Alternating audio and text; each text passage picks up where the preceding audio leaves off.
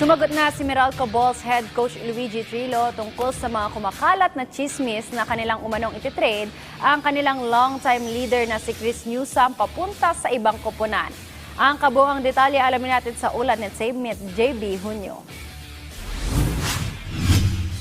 Laman lagi ng usapan ng ilang content creators ang Meralco Balls guard na si Chris Newsome, kung saan laging dinidikit ang pangalan nito sa mga trade rumors. Kamakailan lang ay naglipa ng mga social media posts kung saan malilipat daw si Newsome patungong Barangay Ginebra na kilalang mahigpit na rival ng Bolts. Sa eksklusibong panayam ng PTV Sports, nagsalita na si Coach Luigi sa tunay na status ng 35-year-old Phil-American guard. Paglilinaw ni Trillo, walang basihan ng mga kinakalat sa social media na kasama sa trade talks ang dati ng kapitan ng Bolts. Anya, kakapirma lang ng panibagong kontrata ni Newsome at kasama ang Gilas mainstays sa long-term plan ng koponan.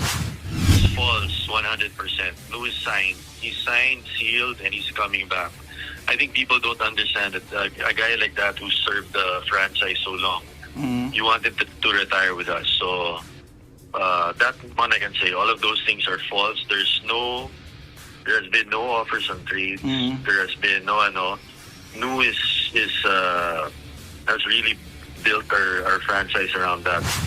Si Newsome may isang dekada nang naglalaro para sa Bolts bilang kanilang starting guard. Noong 2024 PBA Philippine Cup ay tinulungan niya ang Meralco para makuha ang kanilang kauna-unahang kampyonato at si Newsome rin ang hinirang na Finals MVP. Sa ngayon ay naghahanda na ang Bolts para sa parating na PBA Rookie Draft kung saan nakapwesto sila sa pang 7th overall pick. Magaganap ang draft sa linggo, September 7, 2025 sa SM Mall of Asia Music Hall sa Pasay City. JB Hunyo para sa Atletang Pilipino, para sa Bagong Pilipinas.